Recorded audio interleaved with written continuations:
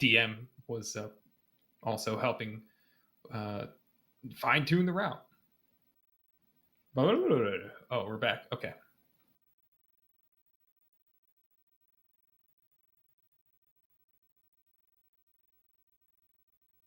Whoops. Okay.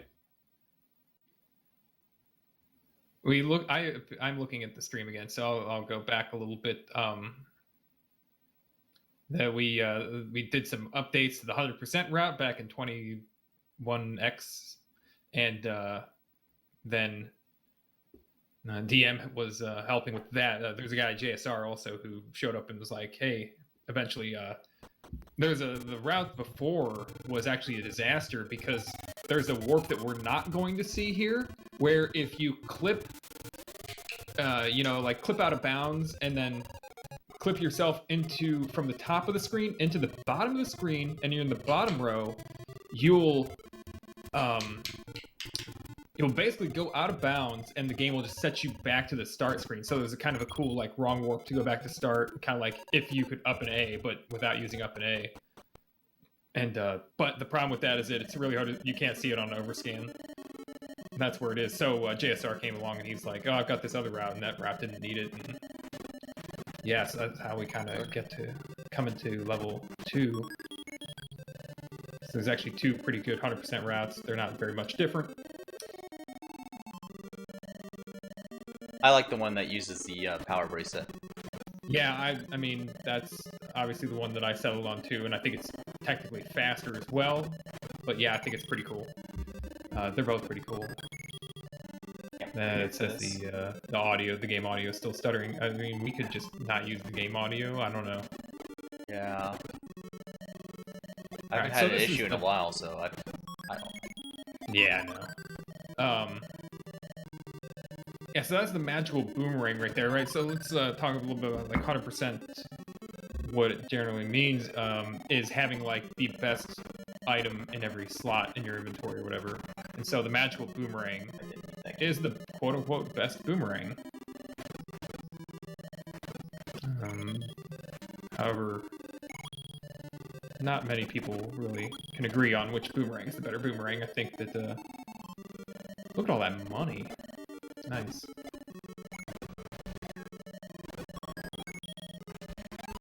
Those bombs. Nice. What can I just... So check this out. He's gonna feed a bomb, and then so Dodongo gets kind of stunned, and it lasts long enough that that bomb explodes in the smoke in front, like it makes a smoke cloud in front of Dodongo. Dodongo walks into it, and Dodongo kind of hates that, and it stuns him. And the programmers put in a special little code exception that says if a Dodongo gets stunned by smoke like that, and you stab it, it automatically forces a bomb drop. So that's a really cool trick. Oh, I know what might be the problem is that GV USB might be trying to get audio. Yeah. Yeah, so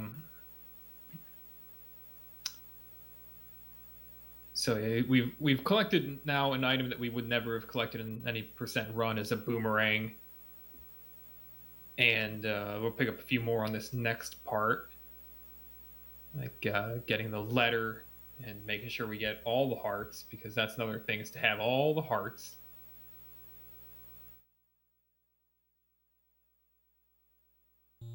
Alright. Let me know if that's any better. Alright, I'll listen. Sorry. Yeah, it sounds good now. Sorry for the audio issues, guys. Woo! Alright. New profile and everything, so GV USB is a great video capture, horrible audio capture. Alright. Here we are, Heart Rock. A little bit of a sidetrack here. I need to go ahead and pick this up. He's going to turn right back around.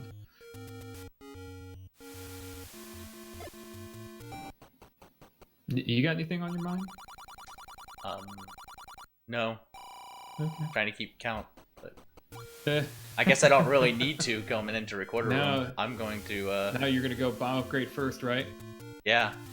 Yeah. So right here we're gonna DM's gonna. Oh no.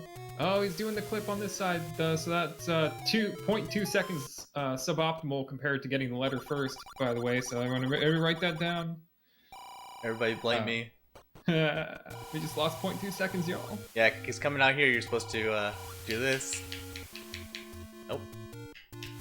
Oh yeah, here we go. So he's going to clip out of bounds a little bit into the HUD. This is pretty cool. Swag stuff. And up, he's walking so far up because it's actually... the top 4 rows of the inbounds area is repeated in that black HUD area and obstacle-wise, and also offset 8 pixels to the left. So he has to like walk around and avoid crap that he can't see up there. It's pretty cool. And he's gonna do it a little bit later, and it's really gonna be avoiding some stuff. Yeah, later's a real-time save. This one just saves a little bit of ladder walking, because yeah. Apparently, Link never learns how to walk up ladders. Even in this game, he does a. I'm supposed to buy the candle, right? Yep, you are. This is your candle shot, by the way. I think. He walks 1, 2, or something like that, going up these stairs. Or no, he goes 1, 1, 1, doesn't he? He goes 0, 1, 1, 1. Yeah. 0.5, and he's supposed to walk. So here's the thing: like DM's clipping again because of a thing. Link's supposed to walk 1, 2, 1, 2, 1, 2 in this game, but that was making Link clip into objects constantly. So that's why they clamped his movement every 8 pixel. It actually slows him down to 1.33, you know, and then that's what lets you do that clip stuff. All I had 3 bombs. Doesn't matter, but whatever. No. So part of the 100%, I don't know if it was mentioned, is we're collecting all everything that's not consumable to their max level.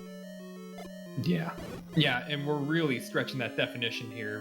We're gonna get this bomb upgrade, which is kind of an invisible upgrade in a way. Like, it's really cool because right now he's gonna spend 100 on this. It's actually gonna increase his maximum bombs and fill his bombs to that amount, which is really great in this spot because we're like to have a lot of bombs to fight this upcoming room, the recorder room. Where yeah, they never seem to cooperate after the upgrade either. Yeah, here we go.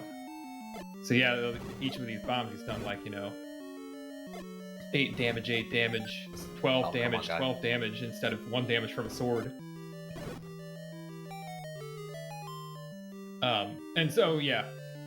It's one of those things like kind of like, oh, the bomb upgrade is an invisible upgrade. Well, guess what? It's a heck of a lot of a nice thing in the route to have that bomb upgrade required. Makes it a lot easier. Makes it fun.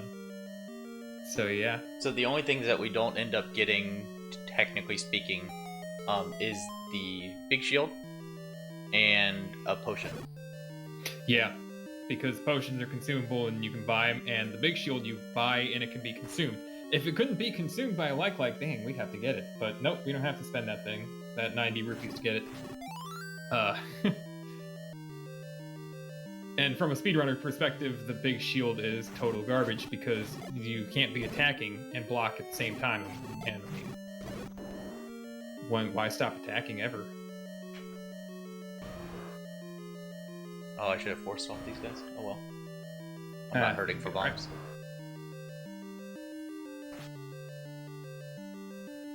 So yeah, the recorder room, which in like an any percent run is kind of a like the gatekeeper to the run. Not so much when you have 12 bombs to go in there with, and you're going to be assured 4 bombs on the way out from that Gibdo who's hanging on to one for him.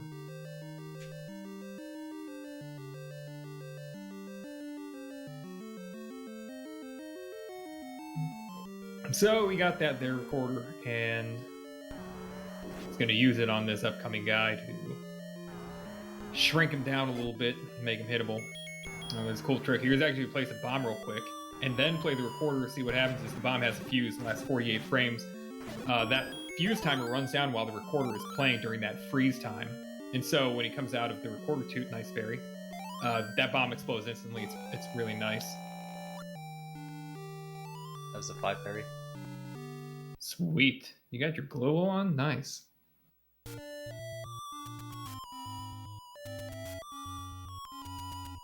Yeah, so the global drop will go into it. The DM's not really using it a whole lot, maybe? I don't know. No, not anymore. Not since I got the upgrade. I mean, there's no point now. Yeah. The global drop, it's every time you get a kill on an enemy, you'll notice there's like a little bit of an animation where there's like this spark from its death, and then when that thing runs out, it can drop an item. Anytime that animation completes, the global counter goes up by 1, and there are 4 different drop groups, and that global controls the potential drop for any enemy. It doesn't matter whether or not, a drop actually happens or not. It doesn't even matter if the enemy can necessarily drop an item at all.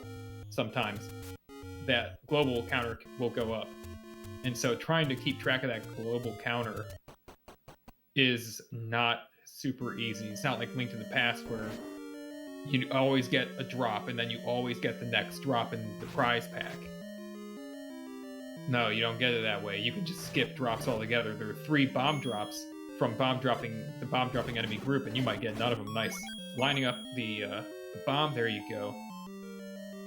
It's a common trick in 100% to try to burn that wall down. It hasn't worked yet, but we're hopeful. I have a weird spawn. You have a weird spawn? Yeah. Oh, I like this spawn though.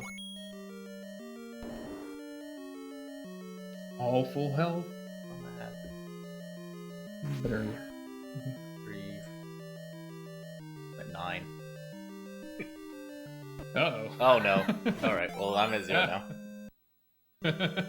Saved.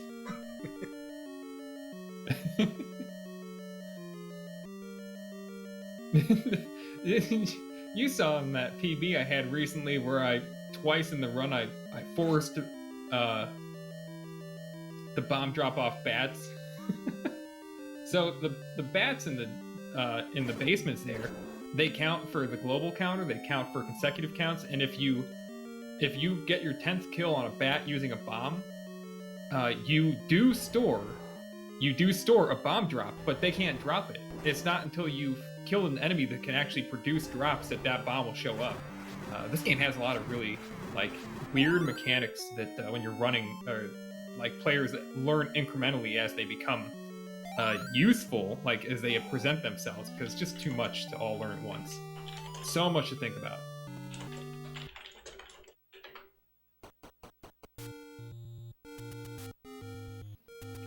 So what, now we have Triforces 1 through... There's a menu. 5, are you? Yeah, we got 6, 7, 8 left. Are you still a few rupees short? I am. I'm 6 rupees short. Dang. What we got? Desert. Yep, that's where I'm going. Just Octoroks on the other side.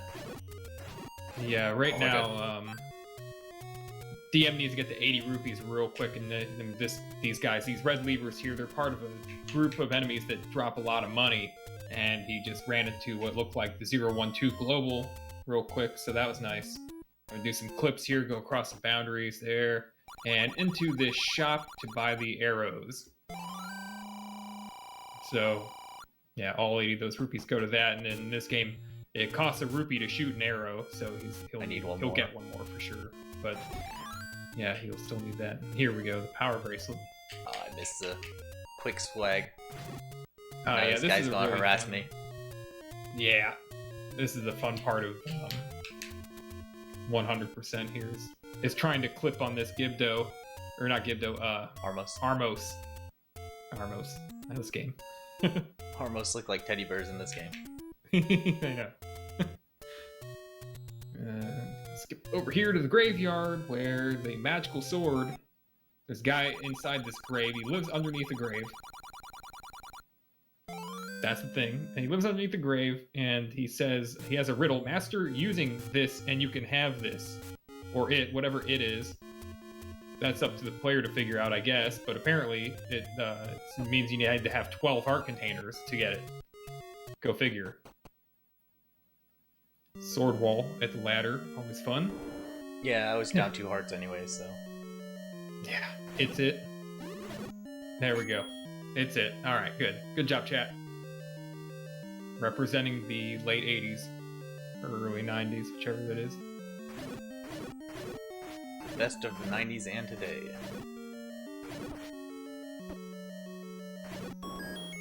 This is the bats in the belfry.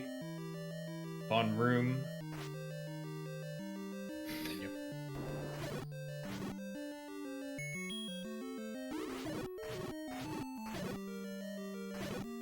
Magical breakfast once an hour. We're starting to do combat with blue whiz robes, and they take 3 hits with this magical sword, which the magical sword's 4 times as powerful as that rusty thing he had before. Deals the same amount of damage as a bomb, and you can see that even still, that's kind of like, oof. Good lord. Imagine trying to hit those guys 10 times with the sword. Oh, this room's fun. Yeah, I'm still the mystery of getting through that room without being hit. I think some people know it. Oh, dude, come on. Do not. I am. Oh my gosh. So, these whiz robes really pack a punch. The blue guys, when they body you, will do 2 hearts of damage, and when they shoot you, do 2 hearts. Is that right? Yeah, the blue ones. Yeah, the blue ones do 2 hearts no matter what they do to you, and then the bomb refill is cool. And the red ones deal, they don't move. They just kind of warp around and sit still, like the ones in the past. But their beam does 4 hearts of damage. It's the most damaging ranged attack in the game. Boomerang! Oh man, look at this. I mean, Boomerang's amazing. It put me on it, so why not? Look at the diagonal throws, and it returns to Link in such a smooth way, man. That is some great NES technology right there. Alright, let's try this again with 3 hearts. Oh, buddy.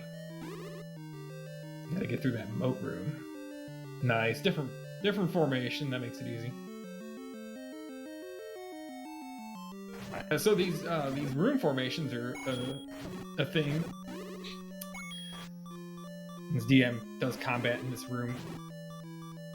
Difficult room here. The blue whiz robes. They have a couple different things they do. They like walk 4 squares and then turn 90 degrees and walk 4 squares, but then they've got a separate timer, and every once in a while they do that diagonal move, and that's the really tricky part, is not being in the wrong spot when that diagonal on you.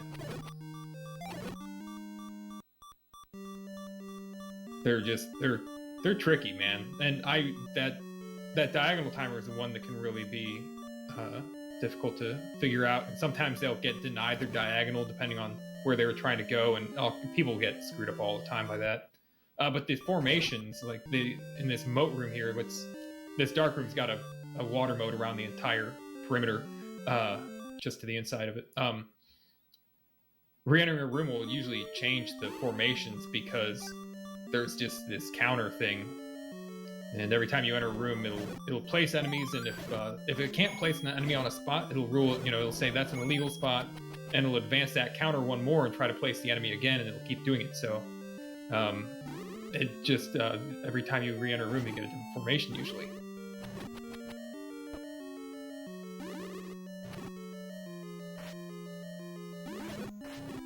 This room is just it gets crazy. Just gets so crazy in these rooms. Nice pick up. The boomerang picks up items. Another great mechanic. Actually, you can pick up items with a lot of stuff in this game. The arrow picks up items. That's really cool. You can stab items. That picks them up. We use that a lot. That saves a little bit of time here and there. Yeah, especially in this dungeon when you're going to menu to the arrows anyways. Yeah. Yeah, you'll see people shooting drops a ton in this dungeon. No hearts, though. You didn't really get a whole lot of help with the health. I've had to keep this 2 hearts all the way through the wand room, so... Nice job. Alright, yeah. This is where we do the power whistle, right? Yep. You can do it either way. You can ram it or reload the screen. Yeah, but that dungeon's a lot more. It's longer when you're picking up that rod for sure. A lot more dangerous, especially when you get sword walled on the way in. Oh, I got new spawns because of the death. Oh, this isn't too bad though. No. So here we got the behind these. There are push blocks across Hyrule where you just push in here, and yeah, there's this guy, and he lives under rocks, and he has stairs in his house, and they go places. They're pretty cool. That's a thing in this game. Yeah. I mean, dudes are living under rocks, they're living under graves, they're living in caves with no doors. You open them up, and then they get mad at you for opening them up. They're like, yo, pay for my door. What are you doing, guy?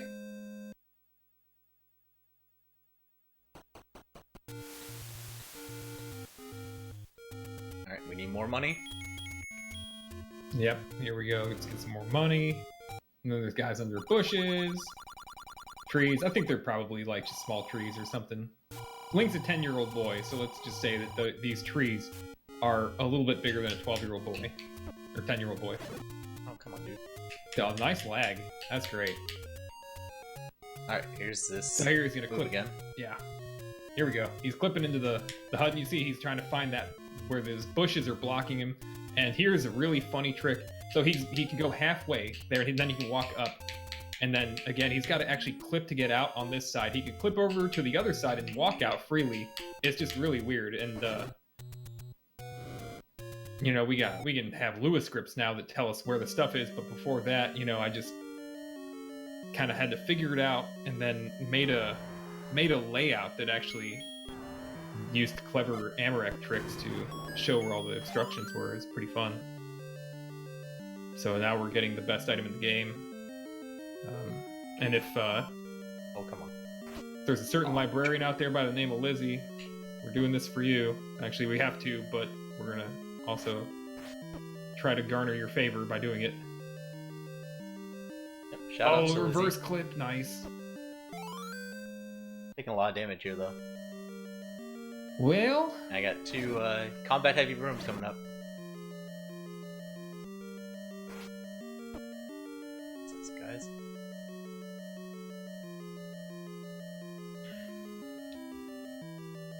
yeah, you'll be fine, right? Yeah. We'll just say that. Yeah. I have an extra So key, eight- too. So, there's always Eight's that. another, yeah. I can go get the K-Mac room if I need. Oh.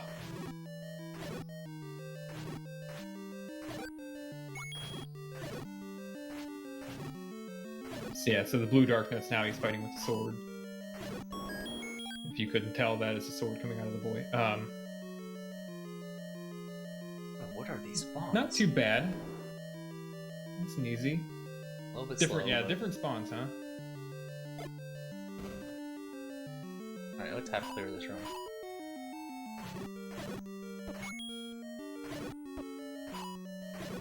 Yeah, I think that's a good plan. Oh, come on. Come on. I thought you had 1 hit left. Everybody has 1 hit left now, though. Uh-oh. Can't talk. Oh, fuck. I mean... Oh my god, dude. This is not speed gaming, sir.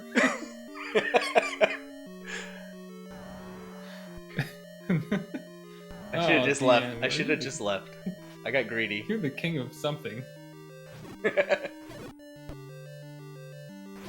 They were on earlier. Yeah, you're right. They were on here. Did they make anything funny? I do not know. I had to I'm step sure away. they were very funny without. I don't need the key. Yeah. Let's get the... So. Oh no! I've got to sneeze. So this game's not very forgiving when it comes to deaths. You have to start each time with just 3 hearts. No matter where you are. Nice 12 damage bomb though. Actually, yeah, you've got some bombs to spare in a way. You only need a couple. Nice. Oh, I thought you had 1 hit left. Give me that. Yeah, because I only need 2 bombs. It's nice to Yeah, I have think 3 so. so I don't have to menu. Yeah, I mean, 2.2 seconds, we're gonna need those back. You have to reclaim that time if you lose it. Yeah, so we got this blue Goma here. You gotta shoot at the eye, and it's possible to one-cycle this if it goes any direction, but right is very difficult to one-cycle, and I'm not gonna claim to have ever done it more than once. I just like to get lucky and just get down Goma every time, which is super easy. Yeah, it's got the same rule as A Link to the Past, where you can only see 1 arrow on screen at a time. It'll prevent Link from shooting the next one. And so with this Goma, you have to wait until it hits him and he exits his iframe before you can shoot again, or the arrow will just pass straight through him, and you'll have to wait for the arrow to hit the wall before you can even start again. Yeah, that you got a good point. That's really actually a lot trickier than it sounds. Like, the arrow moves pretty quickly, and it shoots. I mean, it starts moving instantly as soon as you press the button to shoot it, and then, but enemy iframes last like a half second, so you really can't just rapid fire it either. Now here we go. Having the arrows out is really convenient because you can not get a single heart drop from these 8 dudes. All right, low percent. This is fine. Not This really is low fine. percent. Magical sword. Yeah. Only takes 9 hits. Easier than level 4's Gluyak with a wood sword. It takes 16 hits. Sorry. Right, I know how many hits things take. There we go. And I need this. Oh yeah, you gotta get this heart. Don't forget the heart. So in the any percent run, you run out of here as fast as you can. Yeah, you people usually don't pick up that heart at all because, I mean, what's one more heart in the grand scheme of level 9? Especially if you gotta take 3 seconds to pick it up. And you'll see people pick it up maybe in a race and stuff like that, or if they're if they're not optimal runners, they'll pick it up. And basically everybody's a non-optimal runner. They just don't all know it.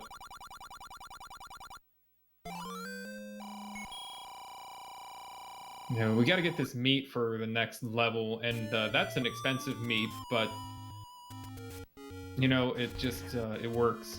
It works for this route. Oh, the arrow.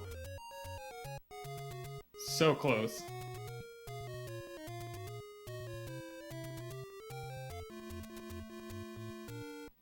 Leg. So yeah. Oh my god, dude. Sniped. So we didn't talk about like warp whistle, that thing that he's doing to warp around, where the game makes that sound from Super Mario Bros. 3 whistle. Basically, there's a counter running at all the times, and that counter starts on 1. And every time you toot, if you're facing up or right, that counter will go up to the next number for the level Triforces that you have. So let's say you've got like Triforces, 1 through 8, except for 7, it starts at 1, you go up, you whistle up once, it goes to 2. If you whistle down once, it goes to 8. So he just actually whistled to 3. Previously, he had whistled to level 4. And when he comes out of this level, he's actually going to go, he'll still be on 3, so he'll come out, he'll face left, toot twice, and he'll go to level 1. It's pretty cool.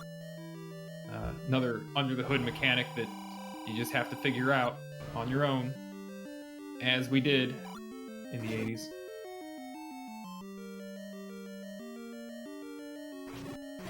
So yeah, that second bomb upgrade is pretty cool because it's basically enough bombs to finish the rest of the game. You actually use quite a lot of bombs between level 7 and 9, the only 2 left. You need like 6 more to get through this level, and then, geez, I mean, you end up spending like 7 more bombs in level 9, I think. You need 6. You need 1 to get in, and then you need 5 balls. Yeah. And then anything on top of that is just cake. Yeah, there's a use in combat because you can still use them. These bubble guys, they take away your sword, and they're in one of the worst rooms in the game. It has bubbles in it in a lot of tight spaces, so it's hard to avoid them.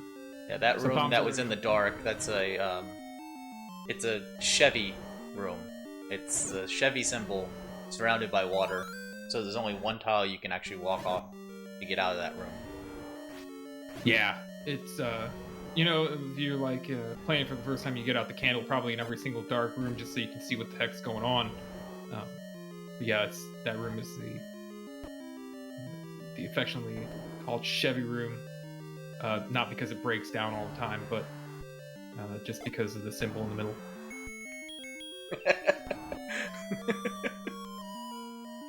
Nice shots fired. Alright, Shot? well, I missed the bombs, but fine. Yeah, the bomb here is just kind of a little bit... It's not a big deal because the sword does so much damage. It's possible to like place that bomb, play the recorder, and then if you swing the sword, you can stack damage. You can do like 8 damage in a single frame. But it's surprisingly difficult to do because the things kind of don't always happen evenly in this game. This guy's a maniac with these bombs. Like those dig doggers, there's 3 of them that come out on that particular one, so they don't actually seem to come out all in the same frame. They like come out in consecutive frames, and so I mean the sword gets a little bit more difficult.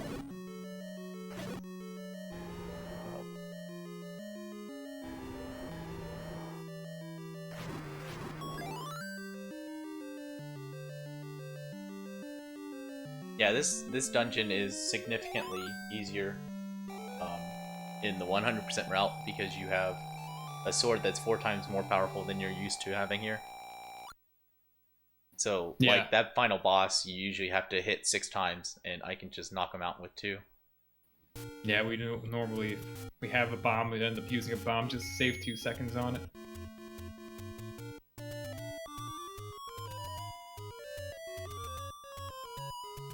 And here he's gonna play the recorder twice at that warp whistle from 3 to 2, then 2 to 1, and then land at level 1.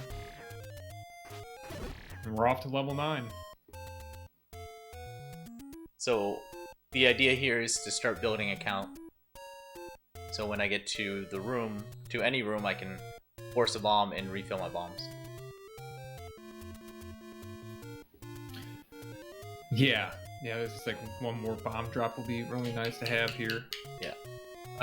Yeah, so we didn't really, you got a magical key that after you killed that Goma in level 8, which means that you have A keys, which apparently, if we do some math here, every time you go through a key door, it remains A. So A minus 1 equals A. If I understand the algebra correctly. I don't need this key, idiot. Nope, you don't need this key because of the magical key. So A is 16, right? A is... Or is A 11? A is 11. A is 11. Yeah, A is 10. A is 10. But that's in Zelda 2. I mean... That's only a Zelda 2 randomizer. In randomizer, I think when you get to like 13 keys, it still says 13. And then the rule is when you have that many keys, whatever item that you happen to find in the randomizer actually turns into a magical key.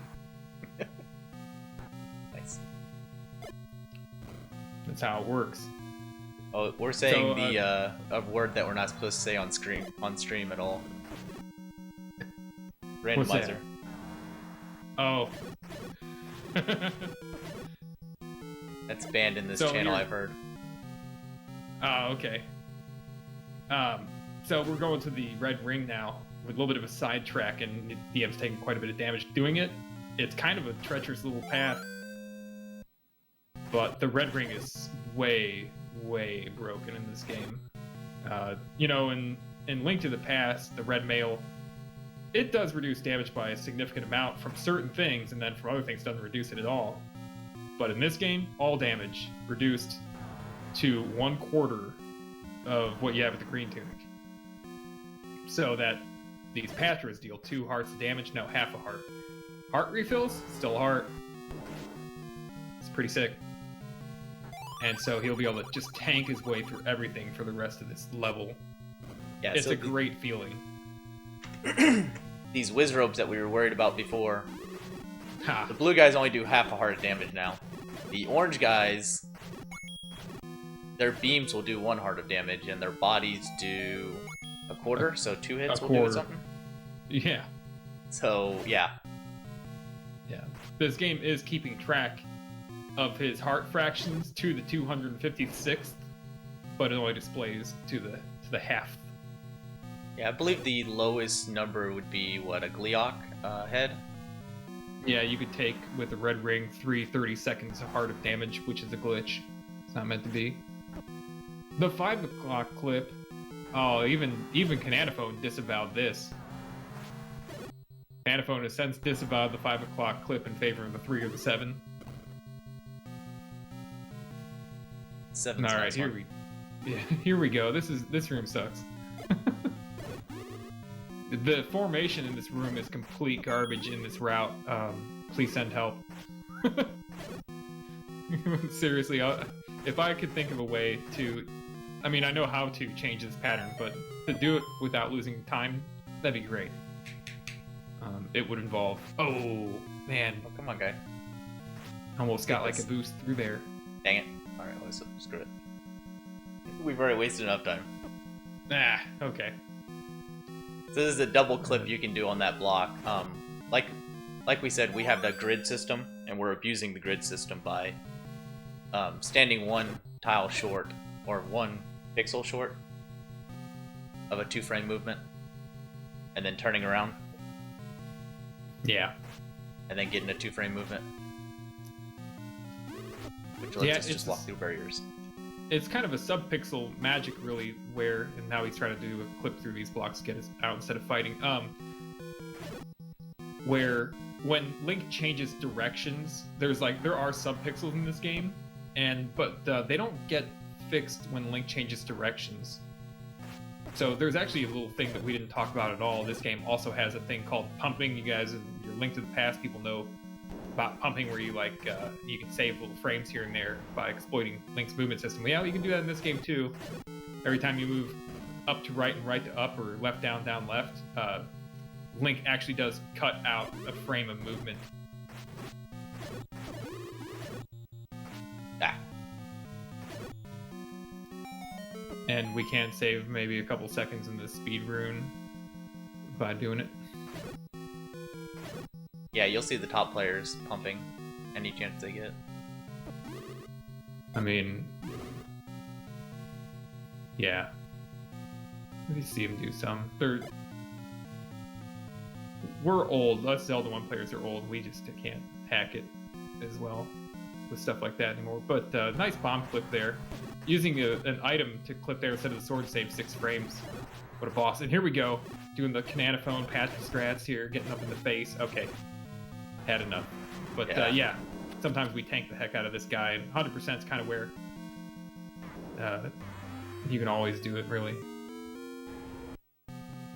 Alright, and here's Ganon. Let's see what happens here. Let's see, he's doing the crane. He's going right. Alright, what's this? What's his next animation? He's doing the teapot. Oh, nice. Got the stun lock on the left side.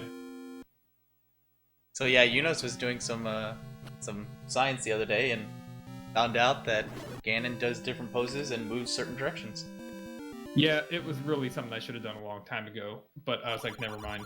But yeah, that's game, and we got all the stuff that we wanted to.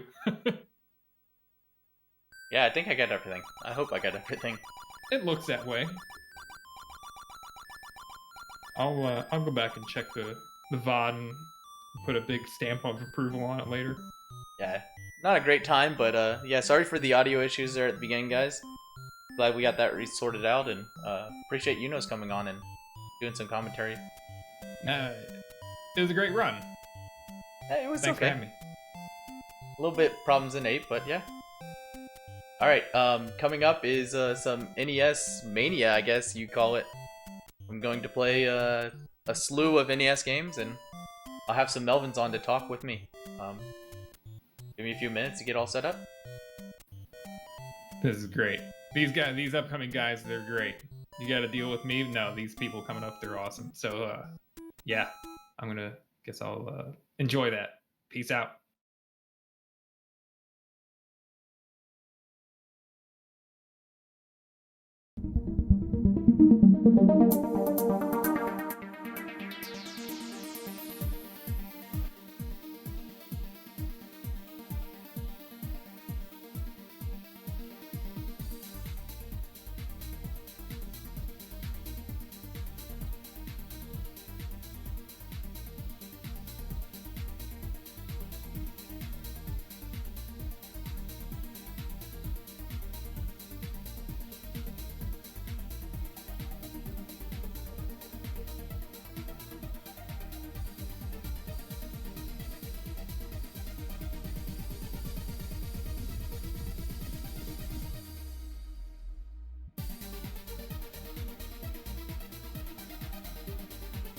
Yeah, I know. I'm gonna go to the green room for a minute.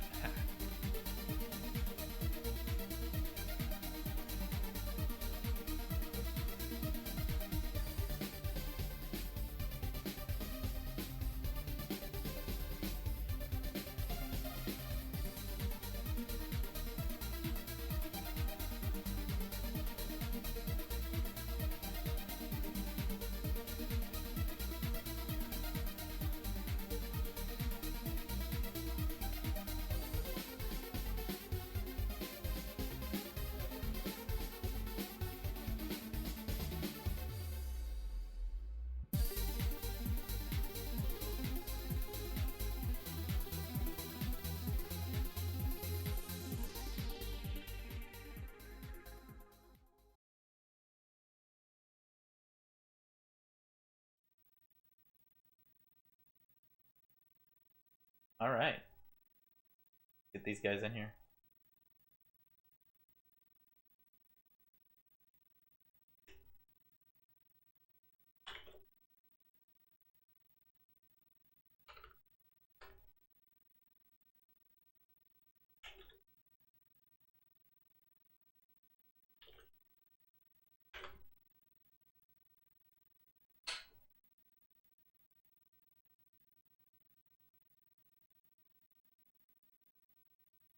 Hello. Hi. What's up? So we got Bent Glass Tube Hey. and Angry Larry, What's up? and we're going to do I don't know, what do you want to call these? Elite games? Yeah, I guess. The Elite Guess they're Showcase? Elite games. Yeah. All right. I guess let's start with Adventures in Magic Kingdom then. That's a good one. I like That that. it. It's a good That one. is a good one. I think we have the world record or former world record holder. I don't know at this point. You still hold that one? I think so. Unless started playing it earlier today, I'm pretty sure. Let me make sure I turn off my save state so I don't accidentally BGT it. Oh, that would be disappointing. Yeah, this is one of the games we played in the Elite Tournament for season number 6, I believe. And during the tournament, Unos, who just did commentary for Dark Magician on Zelda, got the world record in the game. And then later he was dethroned by Bent Glass Tube. Yeah, he also got the first under 10 minutes time. I think he and I are the only people that ever get under 10 minutes still. Yeah, and I am the only one to beat both of the world record holders in the same race at the same time. I was waiting for it. But yeah, this is the Adventures in the Disney's The Adventures in the Magic Kingdom. You control a guy named Bamboo 7 or Bamboo Dot 7 or Long Arms. And what happens is he arrives at Disney World and the park's closed. So he breaks in and the whole staff is trying to get to him. And all he's trying to do is ride all the rides. Yeah, it's kind of a strange story for little kids, you know. I don't know why they would have that kind of message that if the park is closed, just break in and do what you want. But, yeah, who could say? The 80s were a crazy time. Right. I mean, what if they closed the whole state of Florida? I mean, you'd be upset if that happened as well. Well, that's a good question, actually. Do you know if this is the California Magic Kingdom or the Florida one? It's probably the Florida one, because I believe this game was the model for the script for National Lampoon's Vacation. That's a nice crossover. I didn't know. Yeah, I mean, sometimes when you have the world record, you got to read the manual. I've never read a manual for a game. But yeah, so there's different rides and different attractions that you have to go through, and you have to collect these keys and save the kingdom for some reason. But along the way, there's a bunch of trivia questions, and those are the most fun part of this game, is learning all the tidbits of Disney trivia that there was really no way to know if you didn't know, other than to brute force the question and remember what the wrong answers were when you got the right answers. Yeah, I think like maybe like a third of the questions were ones that are either like still accurate today, so you could figure them out, or were like about a character in a movie, so you had a chance of knowing it if you saw that movie. But a lot of them are super irrelevant nowadays.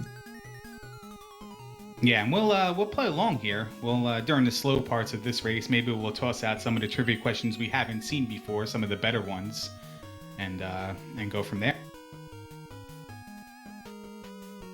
Alright, well, if the audio issues are fixed, I don't know if they are. I tried to refresh it, but we'll see. I've been having issues with my DV USB since I switched to a new profile, so... Go figure. It sounds like the audio's fine. Okay. Yeah, it doesn't sound like before. So here's the first screen, and this, like many other games, no matter how many times... the length of your character will add frames to the run, so you want to take the smallest possible, but if you take nothing... it defaults to bamboo.7, which is like the longest you can have. There you go. Here's our bamboo. Oh, we're doing a bamboo run. Nice. Alright, 3, 2. Oh, wait, I'm on Splatterhouse. We need to change that. There we go. BGT did it. Nice. Oh, BGT walk right from the start. Yeah, and the first thing you do is go up to this first question here. And there you can see the name. See, that's one of the ones you might actually have known. What was Goofy's original name, before he was named Goofy, and that was Dippy Dog. And how much does it cost to feed the birds in Mary Poppins? Yeah, there's a whole song in that game about, or in that movie. Sorry, that's not a game. It's a song about the price of feeding the birds. So that's another one that you probably would know if you were a Disney fan as a kid, and you were a kid when that movie was out.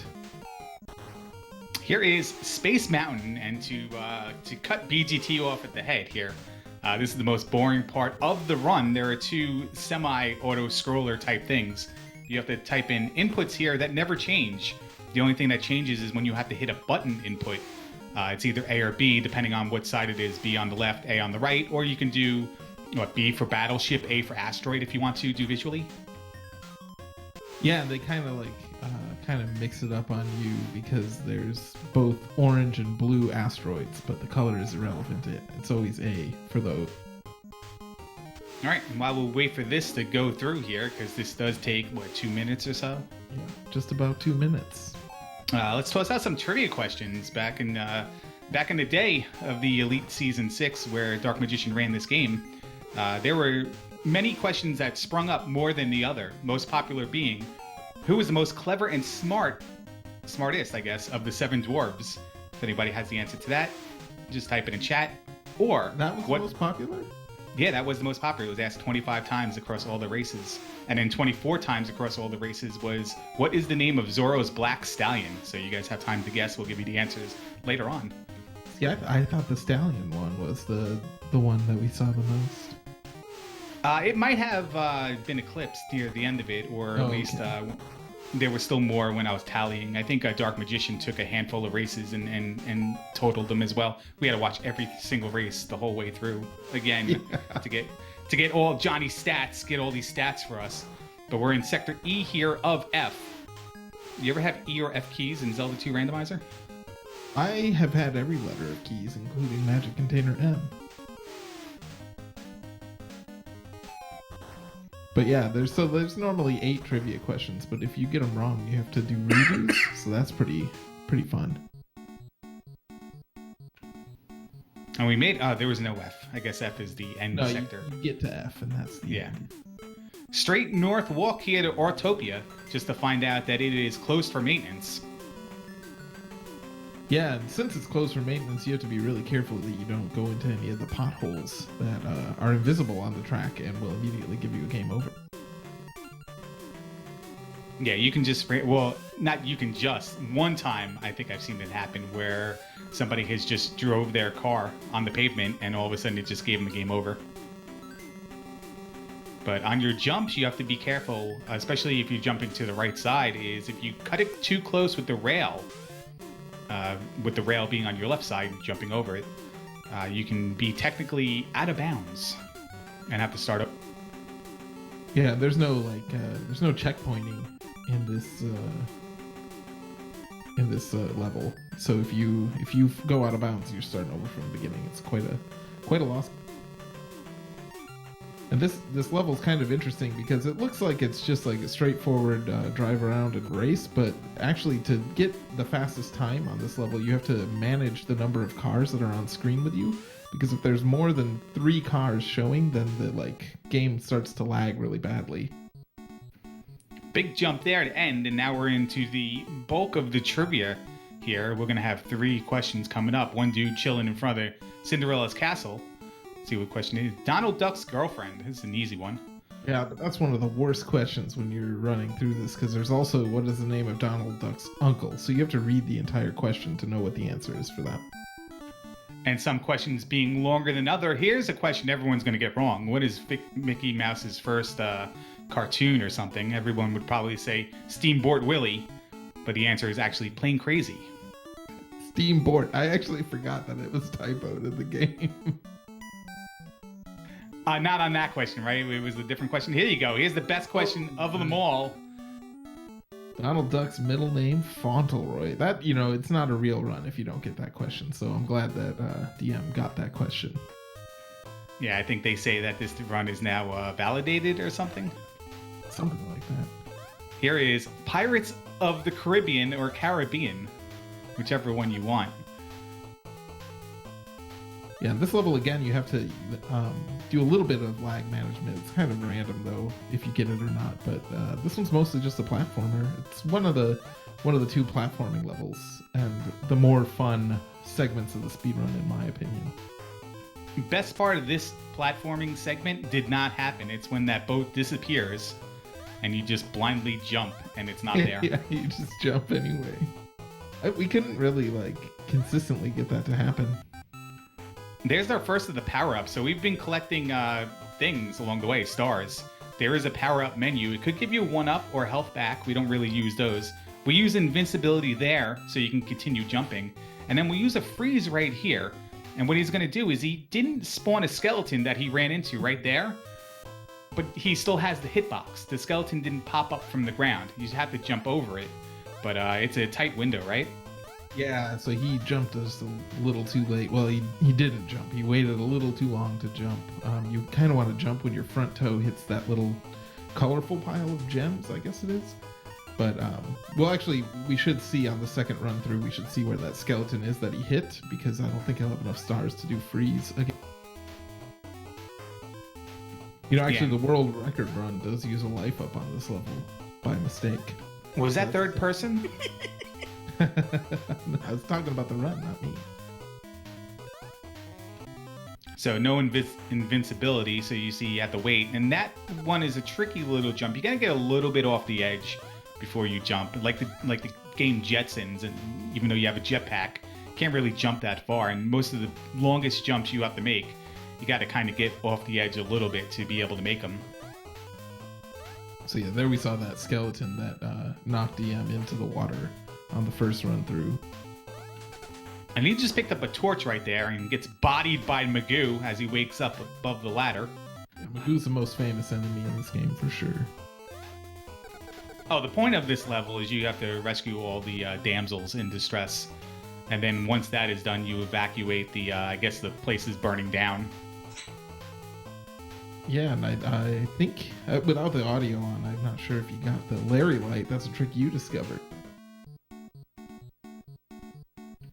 Yeah, help me beat you and Yunus in the same race at the same time. Yeah, those 0.2 seconds. That's how much you beat us by.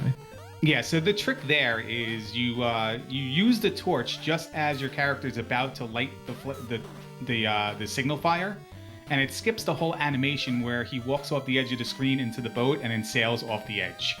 And instead, he waits there for a little bit less of the duration of whatever that time would be.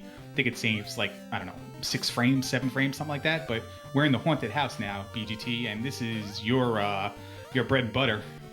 Yeah, this is the most fun mini game, I think. Actually, and Dark Magician was the one that found the nice consistent strat to do that first room very quickly without waiting. Normally, you have to wait for that first ghost that flies overhead because he kills you in one hit.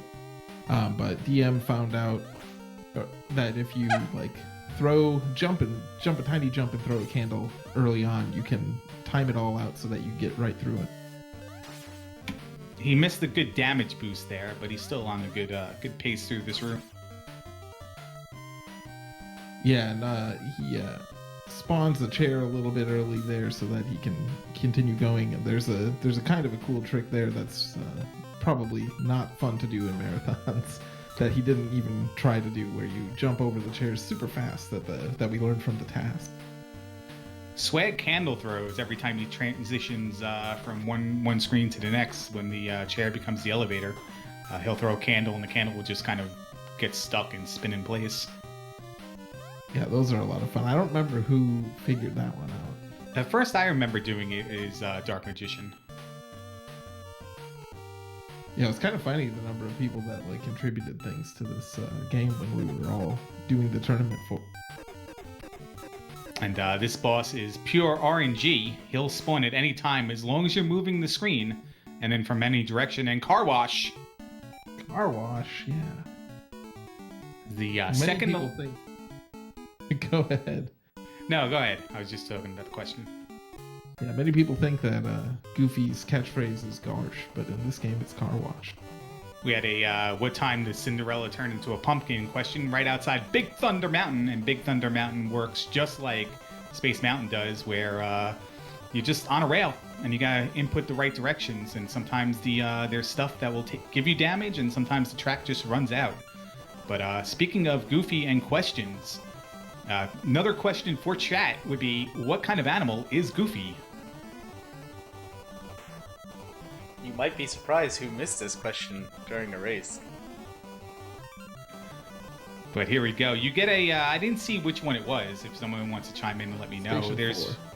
Station 4. There's 4 different stations, and that obviously you'll take a different path to. If you stay on this right side, you're pretty safe to get to every station until like right now. Then you have to start making lefts or just hang right.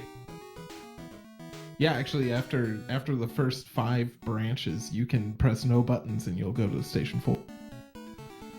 And here we go. That was the last attraction, and then we have the last question giver here, but it's a double question. You got to get both of them right. First one, largest Disney Magic Kingdom.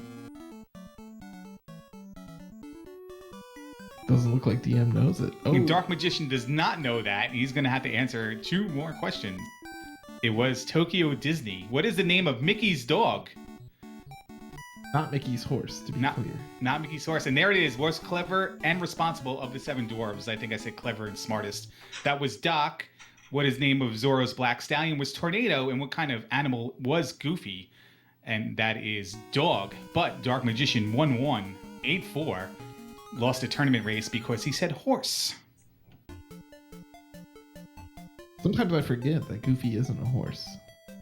Oh, and the best part of the game, we've got long arms. That's bamboo.7. Chat if you guys can. Yeah, look at those long arms. They're ridiculous. But so I don't know if you guys noticed the beginning of the ghost house. I missed the candle shot. I ended up having to get the task jump. Oh, I didn't. That's crazy. Oh, nice. You did it anyway? I got it. I didn't mean to, but every chat was all into my story about how I named that the torch, so we missed it all. Run it back. Do it again. Yeah, no, that's okay. By the way, what was that on your timer? 11:30. 11:30 is probably like in the mean average of the time. Well, 11:57 was your longest time. You had 11:20, and your fastest time was the first race you did, 10:22. So you put it right in that expected average race range. All right. right, let's move on to the next game, which I think is going to be Tiny Toons. Ooh, nice, Tiny Toons. I was trying to play this the other day because I got an actual card of it, but I don't remember that game at all. I remember that game. I didn't finish any single race I was involved in, but this was Elite Season 5. Dark Magician was not a part of that season, but the Elite Tournament does have this special King of the Hill type thing with all the champions of all the tournaments. Anybody who participates in a tournament can challenge any of the past champions at any time. And Dark Magician took it upon himself to challenge the champion of Tiny Toons Adventures. He won the qualifying race, and he became King of the Hill in Tiny Toon Adventures. So he's the champion here as far as the Elite Tournament's concerned, and let's see how he does. Let me know if the game audio is doing its funky thing again. The problem with this game is it won't do it until I'm in the game, so... Excellent. Oh, wait, I lied. Here's the audio.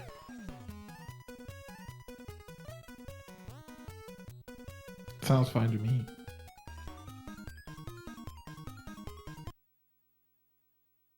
Alright, well, away we go.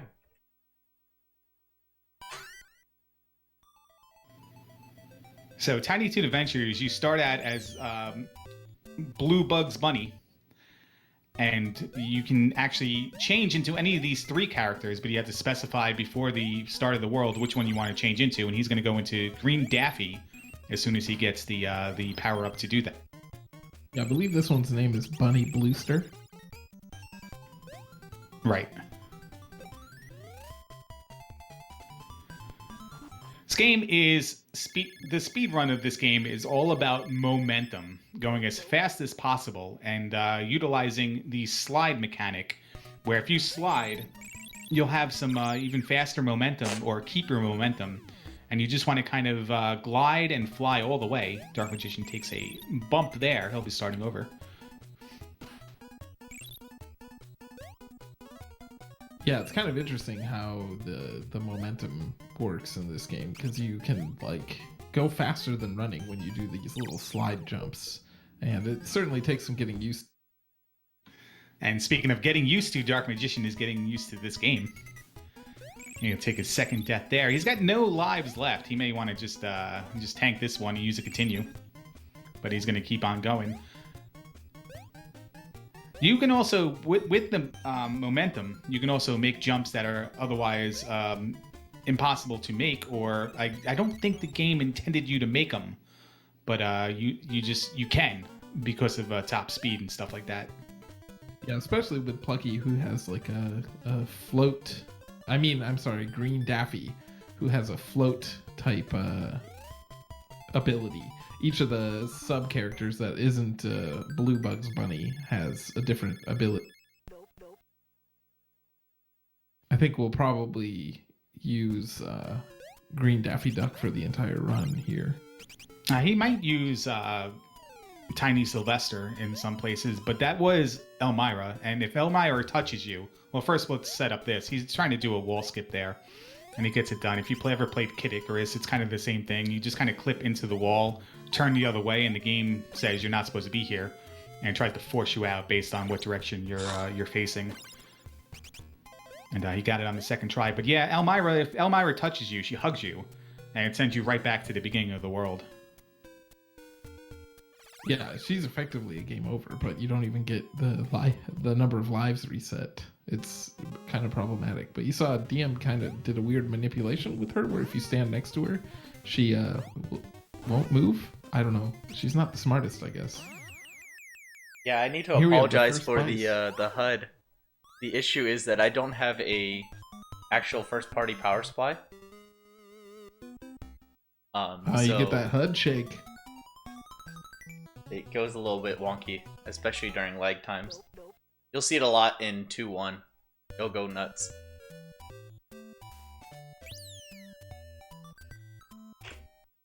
But here we go in World 2. Are you using Little Sylvester at all?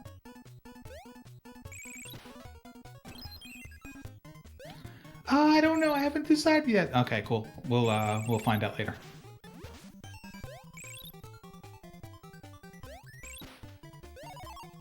Yeah, so little Sylvester, his ability is to kind of climb up walls. I guess actually you always would use him on the last stage. He definitely does use him on the last stage. I've seen him play this a number of times, and he does climb up the wall on the last stage. The third character is Little Tasmanian Devil, and he spin invincibility spins through things, but it's on a meter. You can't just continuously use it like you can continuously climb up a wall, continuously hover with Green Daffy. Yeah, and he also can't do the like fast sliding thing, so he's just not very fun. Interestingly, Tasmanian Devil is the slowest character in this game. Yeah, the Melvins of the Elite Tournament did do gimmicky races from time to time, and they did an all is it Dizzy Devil race, and one person finished it in 30 something minutes, and then two people, one person finished it 2 hours later and the other one forfeited because he's just so much different playing than all these other characters that they just didn't know what to do. Well, they also did it blind. Like, none of them had tried to play as small Tasmanian Devil. No, but they played the game dozens of times over at that point, so they knew the game. It's just they didn't know the character. Here's where momentum is pretty awesome. You just if you can jump and slide off that pole, you can get up over there, and you just sail right to the edge of the level. Yeah, normally you'd have to do some like between the masts. There's like inside rooms like this room that you'd have to do. But if you get the momentum thing, you can just skip over it all. This game is pretty much one-hit KO. You can get a heart that will kind of save you. It's like a little he just lost it right there. And if you pick up a heart while having a heart, you can get a 1-up. But here's the second boss of the game. This is the pirate guy. Yeah, I don't remember his name. I think it's Mayor McCheese. Mayor McCheese. Yeah, that sounds right. What was the McDonald's captain guy name? I don't remember a McDonald's captain guy. I remember Captain the hamburger McCook is the only villain. Ooh. Mayor McCheese gets the best of Green Daffy Duck there. Yeah, this game's pretty unforgiving with the checkpoints, much like Magic Kingdom. You see that DM has to start over at the beginning of this stage. Yeah, you really only have checkpoints. Well, I was going to say when you go through doors, but you really only have them at, you don't have them at all. Just, World 2-1-2, that's the only thing that doesn't send you back to the beginning of the world. Even Elmira sends you back to the beginning of the world, so. Yeah, the game over sends you back to the beginning of the world as well. So, like, if you're on the last boss, you have to do the previous level over.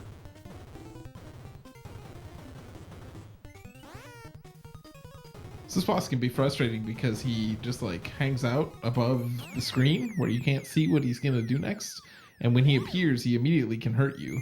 So it can be kind of annoying. There are quick kills to most of the bosses where you can, based on an audio cue, jump, and then just time your jumps. But not knowing where he is definitely the problem with that boss. With Elmira as well, she normally chases you. So you have to continuously avoid her until the door opens. But Dark Magician stands in certain places, like almost next to her sometimes, and she'll never even move. So it makes that a lot easier. Yeah, it's funny, like watching him do that. If you've played the game, it's nerve-wracking. But if you haven't, you're just like, what is the point of this section? Well, here we see little Sylvester. So we'll get a chance to see him climb up some walls here. I think we saw it once already, but I wasn't paying that close attention. Dark Magician testing that you cannot take damage, or you can still take damage with little Sylvester, and he confirms it right there.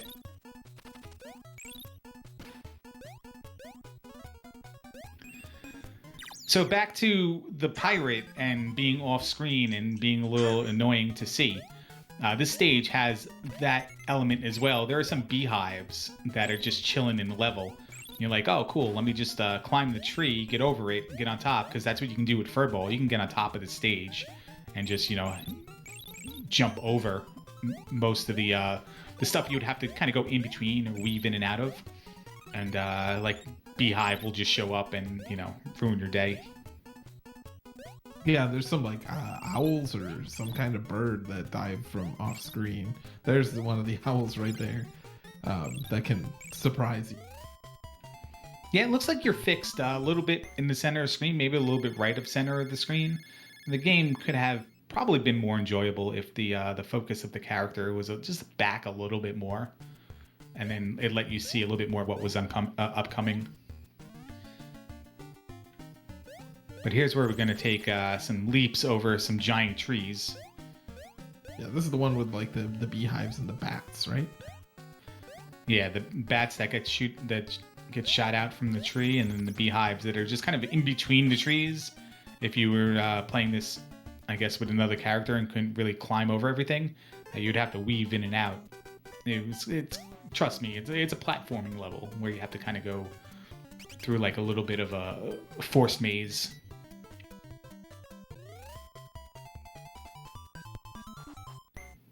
There he is, chilling right at the exit. So fixed amount of time, the exit opens, and you're on your way.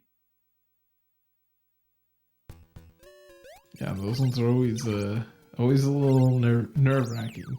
You know, she comes running from off screen. Make sure you jump at the right time so that she doesn't send you back to the. And what would you think your best time in this game was? I think it was like 16 minutes, something. I don't remember. What? I haven't played it in a long time.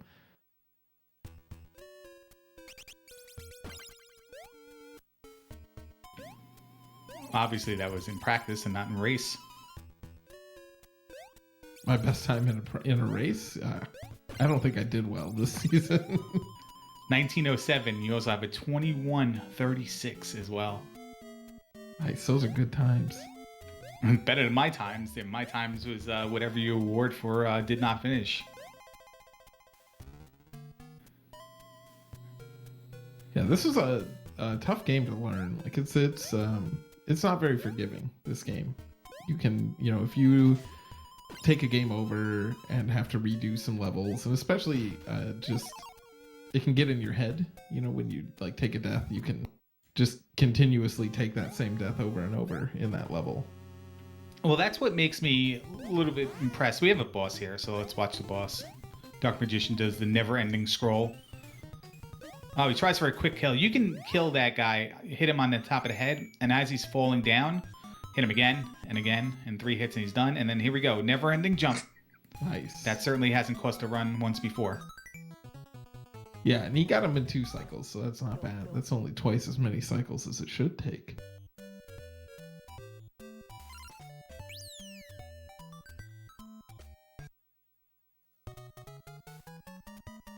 All right, we're back to Green Daffy Duck. This is the worst stage, and I will say, like, this coincides with what I was going to say about this this game and speed running is, like, the game is unforgiving, but it's also something you need to practice. And the most frustrating thing about learning this game and why it's so impressive that Dark Magician was able to pick it up so quick is the frustration comes with, you know, you can go faster. You know, you can use the momentum. You know, you can fly through levels. You don't have to stop, wait, kill things, you know, inch forward. But, like, you need to memorize where everything is. You need to have great timing and stuff like that, especially this level. Watch this level. Just knowing where to be to just infinitely bounce off these guys as they jump up. So you're never in danger of any other enemy on the ground coming out of tires or them jumping on you. Yeah, that level looks a lot different if you're not speedrunning it. Come on, lady. He's having a little trouble with the platforms here. He kind of jumped looking like he was going to be Sylvester. He was trying to climb the wall, but he made it up there. You have to wait for the door anyway. It's on a timer, so it didn't matter how. Too bad a time loss. Yeah. This is pure cheese if you're Sylvester. You can just continue to climb walls. One mechanic there Dark Magician tried to show off was you can slide through enemies. But as long as they're on top of you, you can't end the slide. some enemies later in the game you have to slide through, but you have to wake up from the slide as they jump. The enemies will jump a little bit, else you take the hit. Yeah, we'll see. Like some of the level design really abuses the slide mechanic near the end too.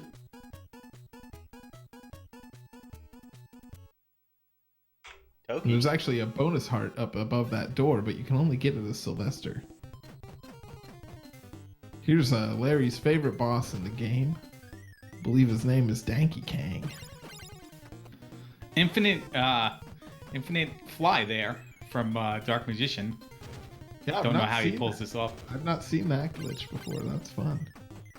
I believe he did it during his King of the Knob championship race against Link Sevens. But yeah, so Donkey Kong calls out down 2 Donkey Kong Juniors and makes you do a little math. He's on 5 different platforms, and you have to knock down 5 different sets of Donkey Kong Juniors till you get to 0, and then you're fine. But if you're on the ground when he lands, it shakes. So it has that mechanic where you fall. Well, you just get stunned. Yeah, and he can, it's random where the juniors drop. So if he drops them near the pit, it can be pretty tough to get them killed without falling in the pit yourself. Random, but always on the right side. So you're always safe on the left side when you make it over there. And sometimes if you let them both fall, you saw one spawns too close to one drops too close to the edge, and you never have time to get it. But gravity check. Yes, even though this is Wacky Land, Crazy Town. What is this place called? I don't remember. I think it's Wacky Land. Yeah, that sounds right. There's still gravity though. You can still take a death by falling in the pit. So this level is actually interesting because you don't fight a boss, unlike all the other levels in this game. No, and apparently you can just continuously jump backwards as well. Yeah, I wasn't aware of that trick either. But you have to collect all the dodos. What are they called in this alternate universe? Dodos? That sounds right. Yeah, Dodo. Go-Go. I think Go-Go is the big one, right? Maybe. Who knows? Is the real universe one. This is the fake Marvel Cinematic Looney Tunes universe. So dying there, he has to start all over. There are doors. If you notice the door he jumped over there, there are doors, and you go in and find a little Porky Pig, and you can change your carrots in for extra lives. But it takes, obviously in the speedrun, it takes a while. There's text, there's dialogue, and to do it. And there's also the mechanic of if your carrots both have the same number, like if he had 99 carrots and he completes a stage, he'll get a special Star Wars stage with Darth Vader. Yeah, I was hoping we'd see that, but I think this is the last opportunity, right? Isn't this one? And I don't think there's many more carrots anyway. It happens only on the ends of some stages, and I don't know which ones they are, like odds or evens.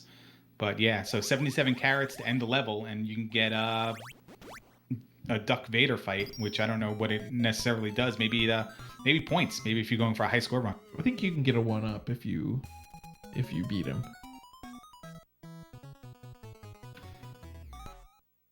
I don't know. Usually the strategy was just die as quickly as you could if you got Darth Vader.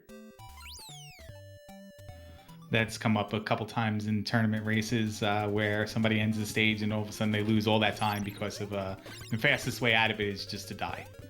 But it's really not something you pay any attention to in the speedrun is your carrot count. At least it's not something I ever paid attention to. Here we go to last level, and here you go to slide, and you gotta slide through this guy right here. But you can only let up on the slide when he does his little hop. And you can get through otherwise. DM made that one look pretty easy, but that's not a very easy run.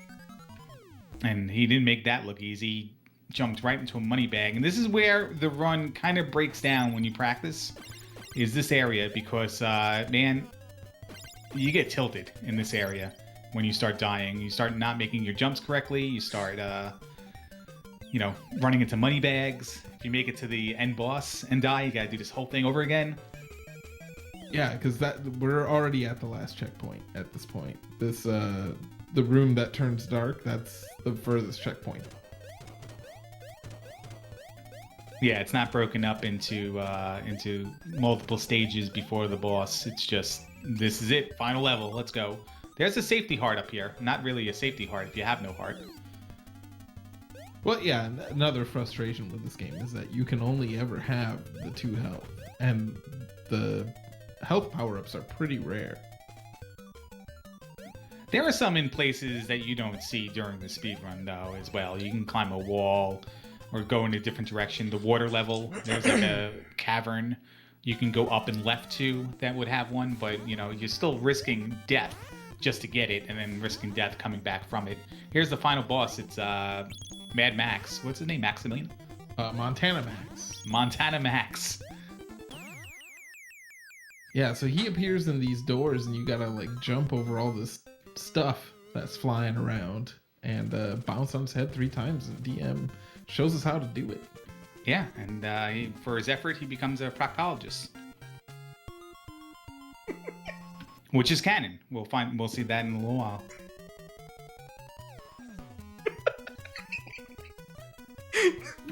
Mini Bunny is scary. Turn your head and cough. But yeah, that's Tiny Toon Adventures. Dark Magician, can you give us an official time? 1948. Yeah, 1948. Not as good as you have done in the qualifying race for the King of the Knob. You were 14:52, and then you pulled out a 14:19 for the final.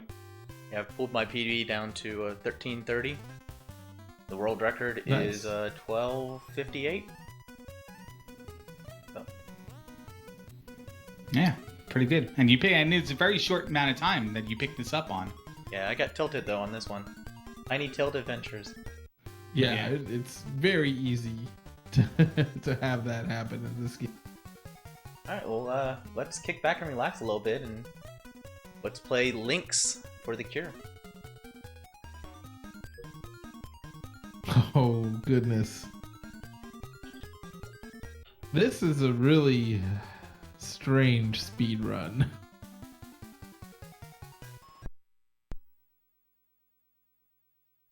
I'll tell you what, though, this game is no Battle Golfer Yui. I've not played those ones. Battle Golf? That sounds strange. Battle Golfer. Battle Golfer, even better. But yeah. So when you said NES Golf, I'm like, you're playing Black Box Golf, and what the heck are, me and BGT doing calling Black Box Golf? But this is NES Tournament Open Golf, and this is something we ran for a special event. The Edgeworth 20, created by Edgeworth, or Edgestream, as he's known on Twitch. He's a championship Final Fantasy randomizer player.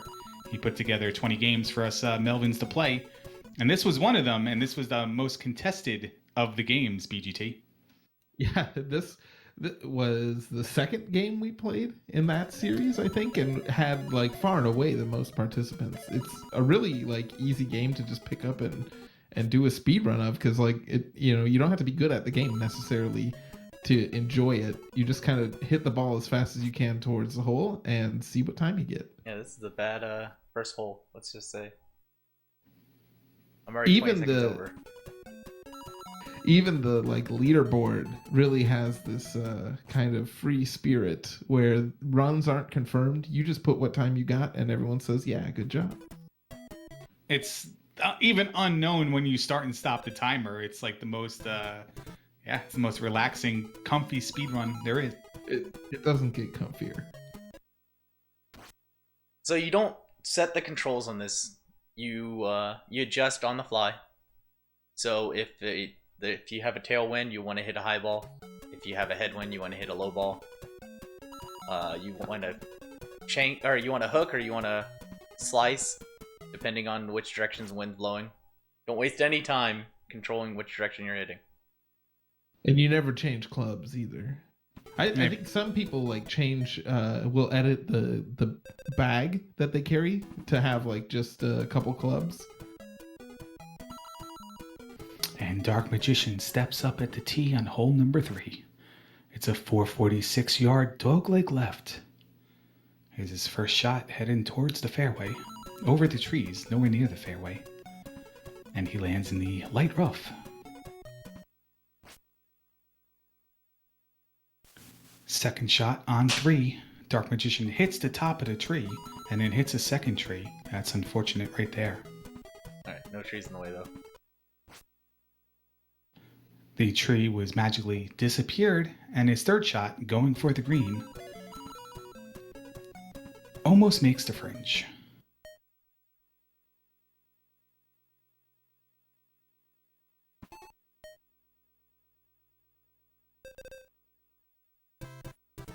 Are the hills, the contour of the green consistent in this game? They're called knobs in golf, and they randomize with every single hole, but Amazing. they actually I know they're the accurate. pin placement changes. Like they do affect the ball accurately. They're not lying. Yeah, and there's like 2 different colors. I never really understood what the 2 different colors of arrows meant. So the black ones is that it's a heavy influence, and the white one are light influence. I think it's all in the manual. But based on these sizes, it might be the opposite. This game has the most like comprehensive manual I've ever seen an NES game have. You wait, hold on. You don't read manuals, so I know this is a lie. It's the only one I've read. That makes it the most comprehensive by default. Super shot.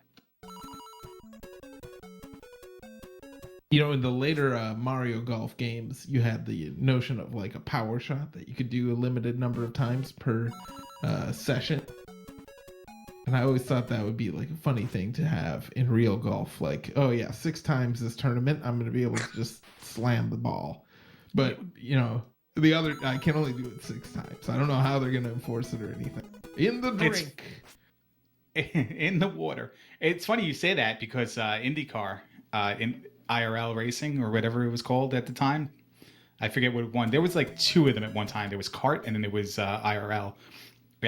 One of them had a push to pass button where you had like, you know, X amount more RPMs, like 10 times a race if you wanted to use it.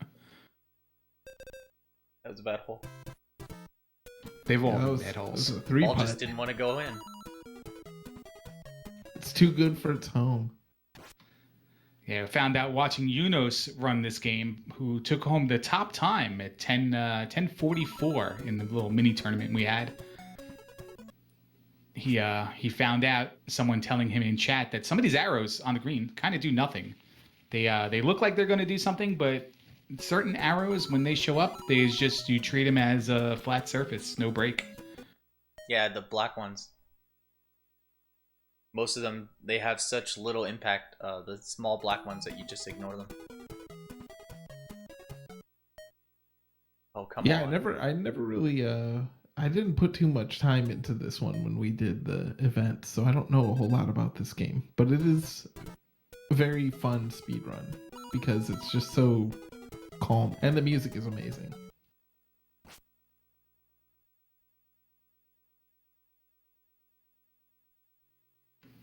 Nice tee shot there, but I think it's a little too high.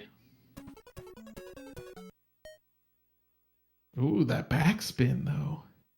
Are you set on permanent backspin? Yeah, that's something that Brysov does on his world record run. By putting it on permanent backspin, you don't have to worry about any waiting for the shots to finish rolling. See if I can make it over the outbounds. Nope. And I think that was all set up off screen last time you played this. You can set it up in your preferences, right? Right. It's out of bounds right there. Naked Toad with the flag. Naked Toad would also have, of course, have a flag. Oh, get out. Stupid trees. Ooh. Anyone ever see that movie Tin Cup? That's a good one. I hooked it again. It's going in. So maximum amount of strokes in one hole is 12. Has anyone tried to get maximum amount of strokes instantly, as fast as possible, and see how close it comes to world record time? I don't believe That's a anybody good has. point. I think we should do that. I don't know if it's 12 or not, but I think that should be its own category, both lefty and righty. Yuno's dig shaking in chat. It's not Don Johnson. Isn't Kevin Costner? Is it Don Johnson? I don't even know now. Rene Russo was in it. Is there a term for when you accuse someone of dig shaking, but they were right? I think that's also dig shaking. Okay.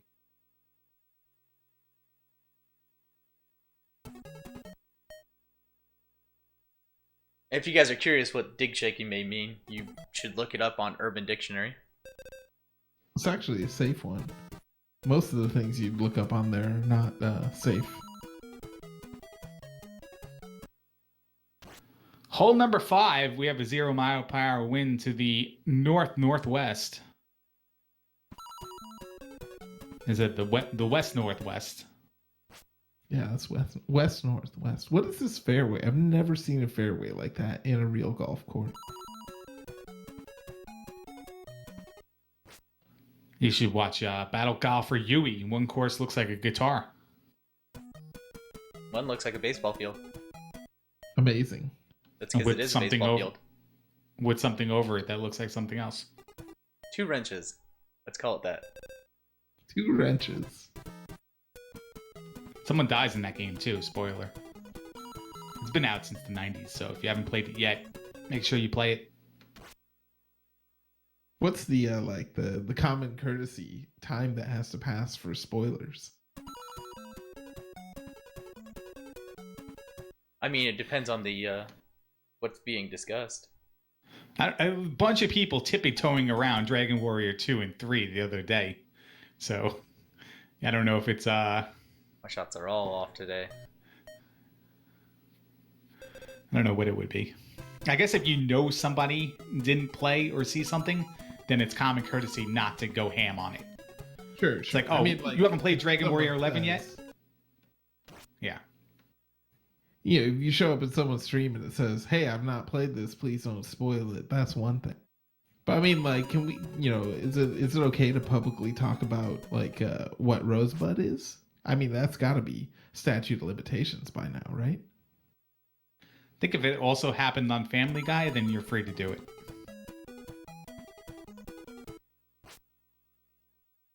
I think that's a safe bet. Family Guy and Simpsons. Well, everything. Simpsons did everything already, so that just means you say whatever you want. There's probably a Simpson. So this is part of the golf run where we ask chat, what is your favorite golf video game, and why is it Tiger Woods PGA Tour Golf 2005? You know why it is? Because it has that song from Raw, "Do You Call My Name" on it, and every time you start the game, it just continues to play the song over and over, and just like that one segment of the song too. I think I remember that one.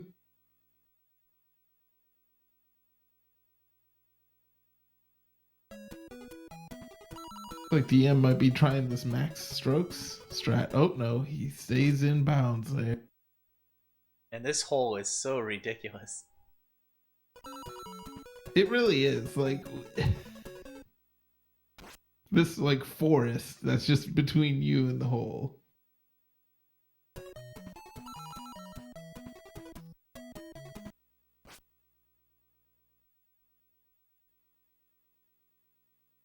And I think this one you have to actually like aim, right? You can't just hook it enough to stay in bounds. Yeah, this one you actually have to shoot way to the left in order to, and you have to hook it to stay in bounds. And hope the wind is going in a favorable direction. Yeah. Yeah, it's kind of funny because like it's a pretty intricate golf game for the time, you know, for the NES era, and it's the speed run just takes like so much of the golf out of it. Because it doesn't matter what score you get, it doesn't matter how well you do, just how quickly you mash through. Obviously, like fewer strokes will be faster in general. Yeah, So Bryself does get a lot of hole ins from off the green as well, and at least one hole in one, I think. So the goal of Yeah. this game, if you play it vanilla, is to earn, I think, $1 million. And so, like, it'll keep track of all your earnings the entire time. Get out, get out, get out. Okay. Now, let me ask you a question. Does somebody show up in between 18-hole rounds and offer to wipe a stain off your shirt? No, but I've been offered a diamond. They didn't know how much it was worth. Maybe around 5,000. True story. I once took Vijay Singh's daughter to the hospital because she sprained her ankle. Oh, come on, guy. I don't know how to react to this putting or this story. No, that story is not good. Everyone's waiting on the story about how I almost fought Jake Peavy, former Major League Baseball pitcher, but we won't share that on the stream. Nah, But this is here we go. This is a golf Yeah. story. You gotta hear the From DJ golf. Singh story. Now, is it golf or is it golf? Why wouldn't it be Goof? Because you call Thurwolf, and that's OLF. World record has a pretty crazy low score. I'll get it for you right now. Yeah, Yeah, if you haven't seen certainly, this, go watch the actual world record, because this is not anywhere close. He could have played this game twice.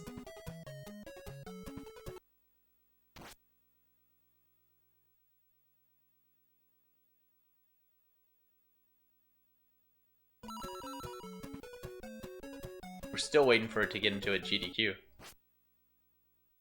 Oh man, that would be so fun. I think he scored 50, whatever. I don't know what the total stroke thing is. I'd say it's I probably imagine around it's 72, 63. isn't it?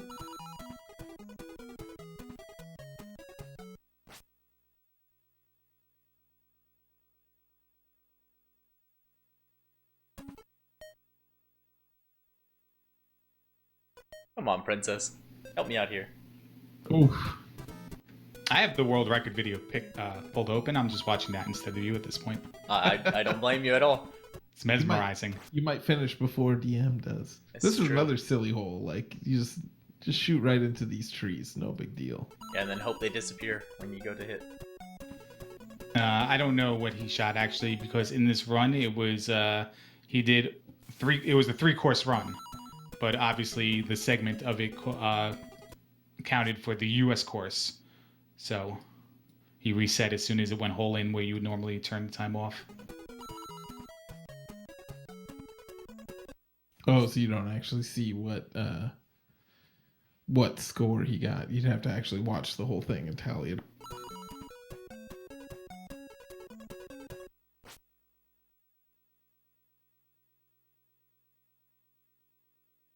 Clubs are so inconsistent. Yes, blame the clubs. Well, I didn't adjust my bag, but most people will adjust it so you only have a few clubs to choose from, because otherwise the game it almost always picks you the sand wedge, no matter how far out you are. Yeah, like anything within 100 yards, it seems to pick sand wedge. You know, in real life, I can definitely hit a sand wedge 100 yards. That's something that is normal. Or like He was here, it has me hitting with a 1-wood in the rough. He was minus 24. Minus 24, that's nuts. Impressive.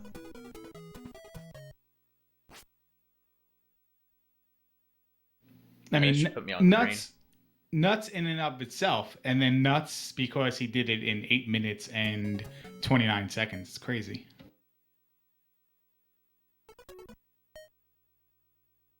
Well, I beat half that, so we're good. R is 72. According to Eunice. Yeah, it's 72 right there. It says it. And I am plus 27. Awesome. Pretty good. Yeah, good job. 16 minutes and 21 seconds. How does that compare to your Edge 20 run? I don't know, actually. I do. It was 1327. Well, you discussed that. We have 5 more minutes to fill. So, are we going to do some Yoshi, I guess? Yoshi or Yoshi's Cookie? Well, 'Cause Yoshi's Yoshi Cookie, might because take Yoshi's 20 not very minutes. good. Like, could you imagine playing Yoshi when you're supposed to be playing Zelda 1 randomizer or something? I can't. What a silly thing to do. You'd probably be disqualified. Somebody would have to tell an admin. Are you typing an admin right now? I already apologized for this. But yeah, Yoshi's Cookie, and it's another game from the Edgeworth 20 that we participated in, and I need yeah, to concentrate on BGT. this one. Go ahead, get off the microphone so we don't hear you.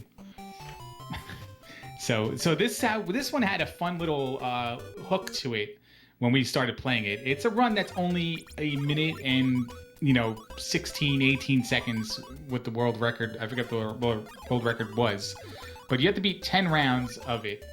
And what wound up happening was we started playing it, and then somebody by the name of Dig Shake, he also created the Zelda 2 randomizer. He figured out that it's seeded. All these other people playing it before, nobody really found the seed to it or let on about it. Found out it was seeded, and then we started playing it, and he got a time of 1 minute and 14 seconds and some frames. Passed over some information, and oh man, we tore this one down. First, Unos dropped a time of 107.701. I even brought it down to 1 minute 12 seconds. I botched it already. And that was me playing it for 7 minutes total, and that was it.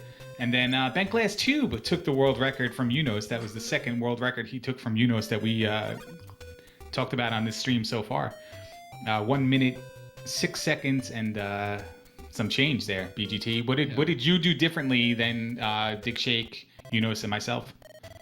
So the secret to this game was actually we found the Dig Shake seed, and he spent some time finding one that had good puzzles, and then we all just kind of went ham on that one. So I would instead of working at work, I'd just be like, oh, I'm gonna figure out a better solution for this puzzle, and then I just kept coming up with new solutions that were slightly fewer inputs, because that's kind of what the time comes down to, is waiting for the animation as you slide the pieces around. And so the shorter solutions you could get, the faster you could do it. And it was just a question of either memorizing or looking at the solution that you want to input and inputting it as fast as possible. And I just got one a little quicker than Unos did. There was a time where a spreadsheet was going around about the cookie patterns and stuff like that. And I was watching the spreadsheet, and it was ever changing. BGT was playing Yoshi's Cookie offline on Google Sheets.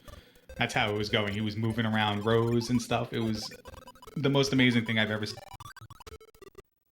Yeah, I was trying to come up with new solutions, and I had to confirm that they worked. And I did it in the spreadsheet because I was, at work, waiting for whatever work stuff to happen. We're off script again. So that's the other thing to notice here. When you see the little extra rows of cookies appear on the top or the right, that messes up the RNG, and you won't get the next puzzle that you're expecting to get. Yeah, you've got to clear it before the extra cookies that add on, that slowly creep towards the block, because you got to clear all these cookies, a row or a column of the same type, wipe them out. And if you remember Adventures in the Magic Kingdom from before, we talked through the stage for Space Mountain, and basically that was a consistent input. You basically played that off of a notepad, like a post-it note. You knew which direction you had to go at all times. When you get the right Dig Shake seed here, you can also do the same thing. You just you hit every input as fast as you can, and then mash to the next menu, mash to the next round. 10 in total. Yeah, and actually there's a solution, I think, that for stage 8 that is faster if you can input it quickly enough, but I didn't do that in the world record because it's harder to input correctly. So there's some potential there, because Unos and I we were looking at all these solutions I came up with. Sometimes even though it's a shorter solution, it might not be faster because of like the way the exit animations work. And so he would put together the task with all these solutions, and there he's got it. What was your time? You don't know. I didn't time it. No, it's too hard No, to it start is- on the correct frame and run a timer. Yeah, this one's a hard one to. Well, you have to reset it so many times as well. Is you just you time it after. We're watching tape. Yeah, Bring it up. always watch the tape for this one. But that's Let's going to do go it for to the us tonight. videotape. I believe. I think my block is over. Let me check the schedule real quickly. Oh no, we still have another 10 more minutes. Oh goodness. Yeah, we don't We should have do, Serial Masticator Rescue. coming on for another until 1:10. He's going to be doing some Castlevania Symphony of the Night, so stick around for that one. Chat's requesting Toki. No Toki tonight. I don't have that one down for a 10-minute run. How about Bobby's World? I don't have my SNES hooked up for that one. Yeah, I think Rescue the Embassy mission's good. That's a good 10-minute All right, filler. let's go rescue. That one takes a whole, 2 minutes? Yeah.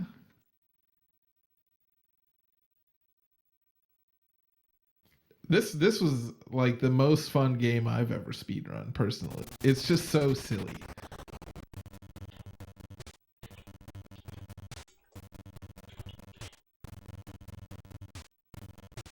Yeah, Rescue the Embassy Mission. It was the 9th game we played in the Edgeworth 20, and BGT got the top time for it. Just to let you know what the really estimate here. We'll let you watch it first before we drop down what the expected time would be. But yeah. So BGT, why don't you explain, or you explain Dark Magician? All of these are the same. They increase difficulty, but they're all the exact same gameplay. You're doing the exact same thing every single time. Yeah, I think there's a category for like hardest difficulty too, right? Yeah. There's a, and then clear all 5 is another thing. Oh, nice.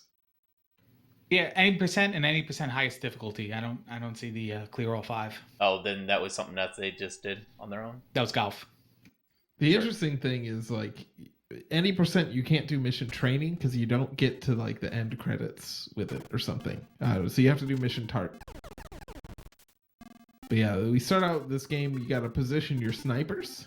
So I guess the lore is that the embassy has been taken over by some kind of terrorists, and you need to position your snipers so you can shoot the terror. Well, You've got actually, 3 you're snipers, right? Yeah, you're Cobra.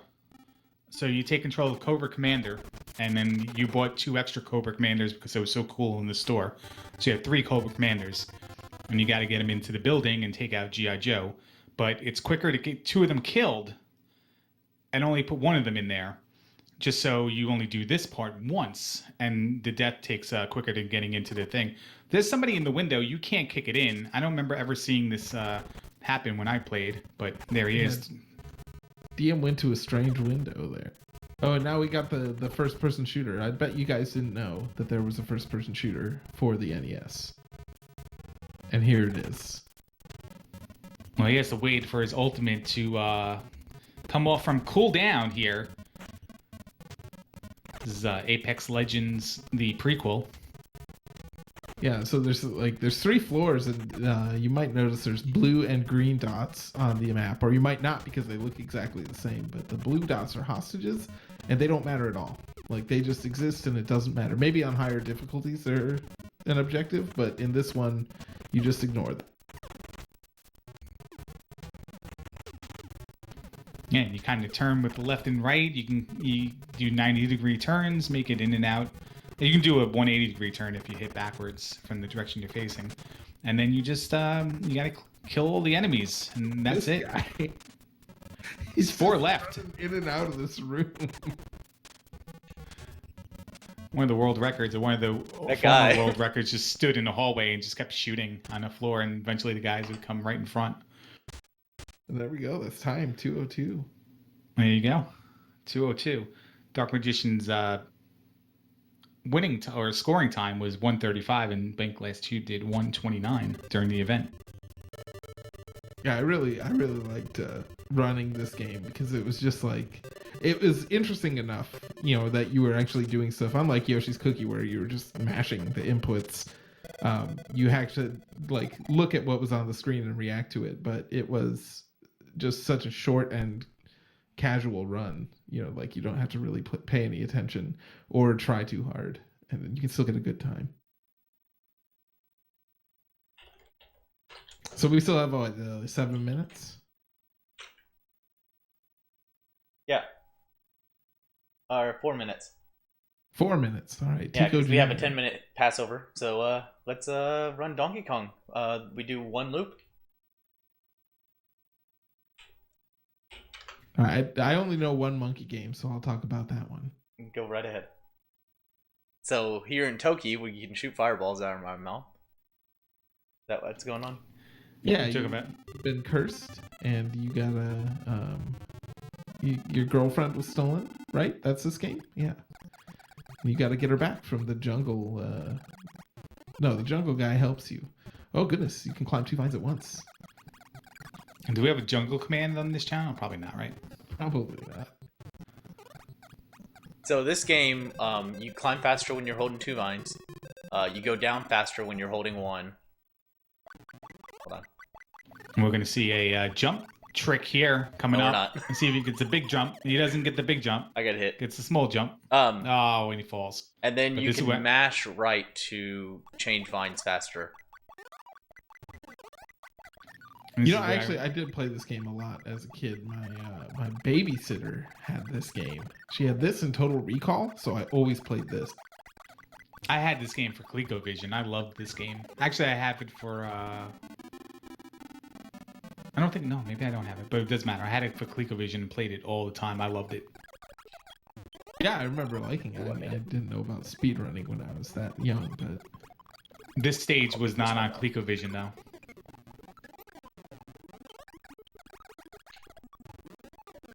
Oh, come on, Mario. So that one's RNG if Mario pulls down the lever to send the guy down or not. It's just bad luck if he does. Yeah. And he ended up dropping it right on me. The time for this is about 1:30, I believe. You'll see him right here.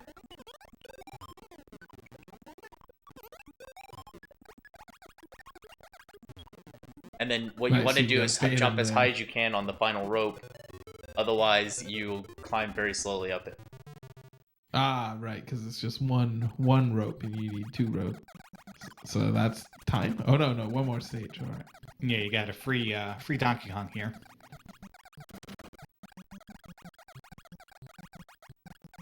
The birds also have RNG too. They have a high-low. I don't know if it's set, but they do have 2 different directions. Yeah, these guys the birds will always be the same. And I game over.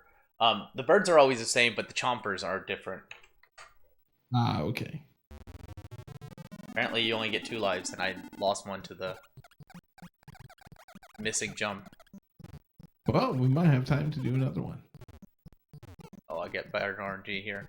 So this stage is dependent on these chompers, which direction they go.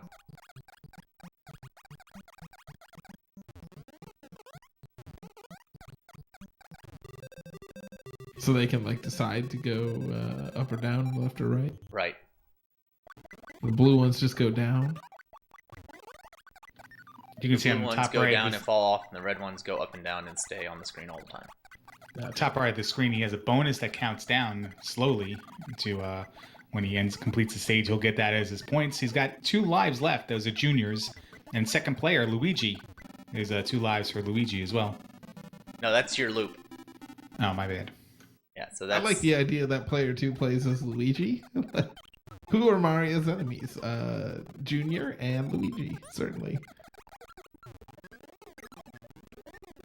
The real question, though, is there any quicksand that you can put Luigi in this game?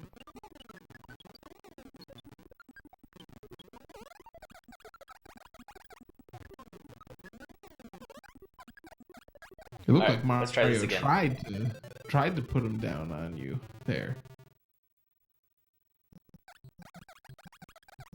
All right, we're taking all our lives into the last stage. Can we free Donkey Kong? I could have beat that.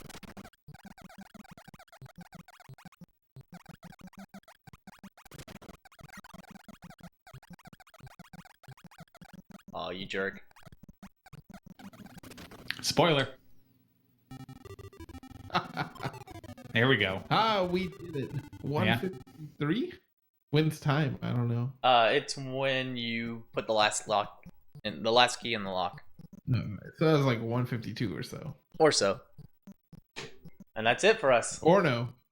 Yeah, thanks for letting us do this. It was a lot of fun, and make sure you guys click that link. Yeah, stick around for, like I said, more Serial Masticator. He's going to play Symphony of the Night. This marathon's going to run for almost another 24 hours. Make sure to stick around, get some donations in, help prevent cancers. Thanks, these Melvins, doing commentary with me. Yeah, thanks for having us. It was a blast. Thank you. Stick around. Let's get some music going.